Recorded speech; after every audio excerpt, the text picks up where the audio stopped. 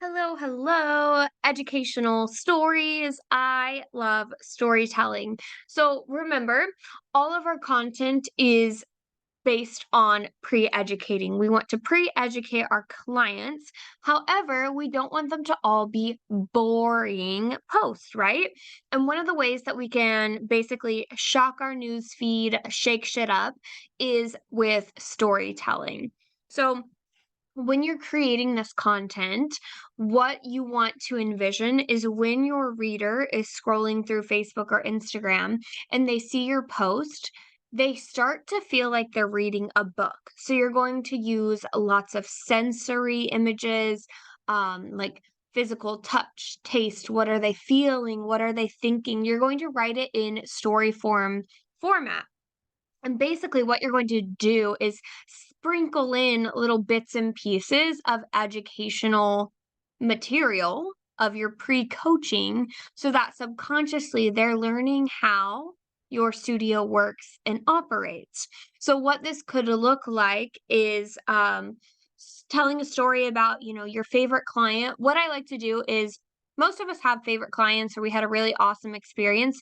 Go back to that session that has just burned a hole in your memory, the one that you can't stop thinking about, that really amazing client that you love, and create a storybook post about this client. So, what was she feeling before she entered the studio?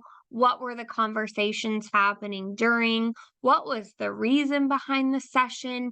And while you're explaining this, while you're explaining all of the back details and, how the client was feeling, you're also dropping that pre-education of like, oh yeah, you know, this client, Miss A, booked her session for her anniversary. She knew that her wedding anniversary was in July, so we did the session back in March, so she had plenty of time to prepare. Do you see how that is still part of the storyline, but you're just sprinkling in little bits of information? Another storytelling format could be, Claire couldn't believe that she would love 10 images of herself, let alone 50.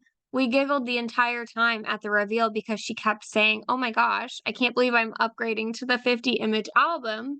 I was nervous about the 10." So you're taking them on that story of how, the client was nervous at first, but then she ended up loving 50 and upgraded, and also planting the seed that yes, people upgrade, and yes, people are booking in advance. And yes, you're going to love more than 10 images. So, the best way that I have for storytelling is to show you an example. So, right underneath this video, you'll see an example post of mine that actually performed so well. And it's a great sample of storytelling. So, what I challenge you to do is flex your storytelling muscles. Go think of your favorite client, and do this in like a nonfiction way. Go think of your favorite client and tell her story, but also sprinkle in those bits and pieces. So this is storytelling with education. Sprinkle in those bits and pieces of pre-educating. And if you can't think of a past client, create your own story. Let it be fiction.